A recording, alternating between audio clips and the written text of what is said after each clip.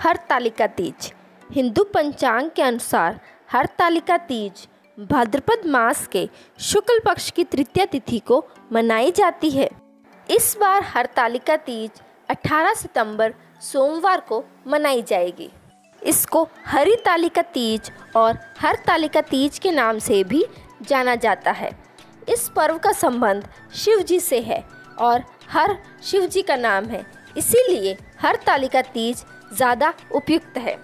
महिलाएं इस दिन निर्जल व्रत रखने का संकल्प लेती है। मुख्य रूप से ये पर्व मनचाहे और योग्य पति को प्राप्त करने का है। हालांकि कोई भी स्त्री ये रख सकती है। इसी दिन हस्तगौरी नामक व्रत को करने का विधान भी है, जिसको करने से संपन्नता की प्राप्ति होती है। हरतालिका तीज का महत्व बहुत ही खास माना जाता है। इस व्रत को सुहागिन महिलाओं के लिए सबसे खास और कठिन माना गया है। मान्यता है कि भाद्रपद मास के शुक्ल पक्ष की तृतीया को माता पार्वती ने मिट्टी का शिवलिंग बनाकर भगवान की पूजा की और कठोर तप किया था। उनकी पूजा से प्रसन्न होकर भगवान शिव ने उनको अपना जीवन साथी चुना। तब से इस दिन को सुहागिन महिलाएं पति की दीर्घायु के लिए हरतालिका तीज के रूप में मनाती है और निर्जला व्रत करती है। हरतालिका तीज शुभ मुहूर्त पंचांग के अनुसार 17 सितंबर को 11:08 से तृतीया तिथि शुरू होगी, जो अगले दिन यानी 18 सितंबर को दोपहर 12:39 तक होगा। ऐसे में उदया तिथि के अनुसार ये व्रत 18 सितंबर को ही रखा जाएगा। 18 सितंबर को सुबह 6 बजे से रात के 8:24 तक का समय शिव और पार्वती की पूजा के लिए उपयुक्त है, लेकिन शाम को प्रदोष काल के समय पूजा करना बेहद अच्छा माना जाता है।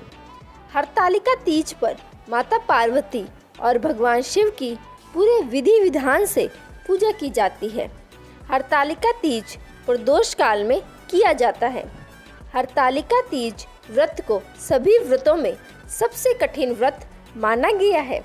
इस व्रत में जल ग्रहण नहीं किया जाता। व्रत के बाद अगले दिन जल ग्रहण करने का नियम है। हरतालिका तीज व्रत करने पर इसे छोड़ना नहीं चाहिए और प्रत्येक वर्ष इस व्रत को विधि विधान से करना चाहिए। पूजा विधि।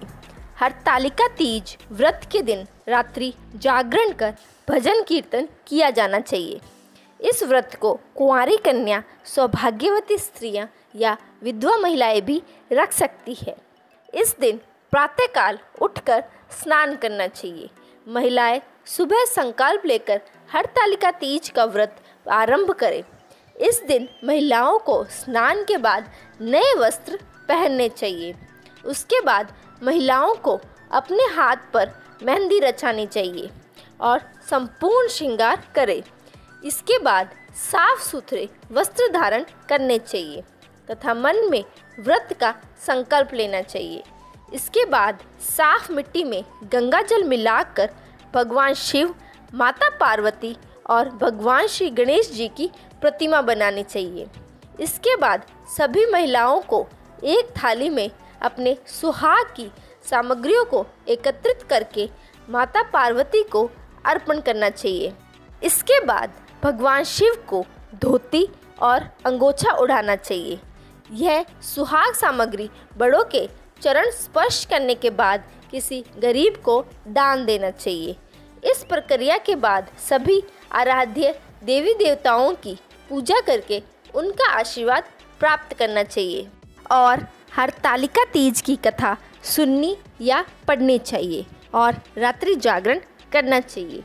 दूसरे दिन गणेश चतुर्थी के दिन भगवान की प्रतिमा को शुद्ध जल में विसर्जित करना चाहिए। इस व्रत को रखने वाली महिलाएं सौभाग्य को प्राप्त करती है और पति की आयु लंबी होती है। इस व्रत को रखने वाली कुछ महिलाएं अपनी सास को सुहाग का सामान भी भेंट में देती है। इस व्रत को करने से पति की सेहत अच्छी रहने के साथ ही आयु लंबी भी होती है। यहीं पर वीडियो हमारी ख़त्म होती है। अगर आप सभी को मेरी ये वीडियो अच्छी लगी तो इसे लाइक करें और चैनल को सब्सक्राइब करना बिल्कुल ना भूलें। धन्यवाद।